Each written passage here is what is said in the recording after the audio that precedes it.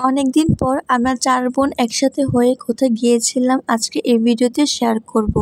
Hello, আসসালামু আলাইকুম। I hope সবাই অনেক ভালো আছো। তো সেদিন আপু সাফকাতকে নিয়ে আম্মুদের বাসায় আসছিল, সেজন্য আম্মু বলল সবাই যখন একসাথে হয়েছি বাইরে কোথাও খেতে যাই।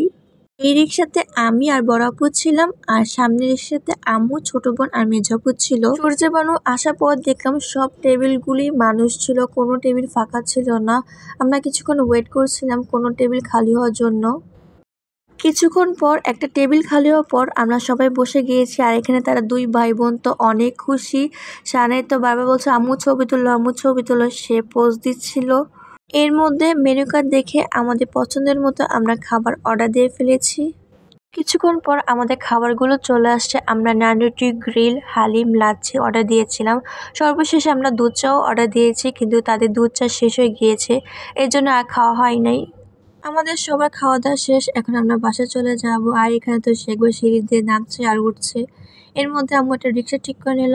আজকের ভিডিওটি এই পর্যন্ত। তোমাদের কাছে কেমন লেগেছে এই ভিডিওটি অবশ্যই কমেন্ট করে জানাবা। আল্লাহ হাফিজ।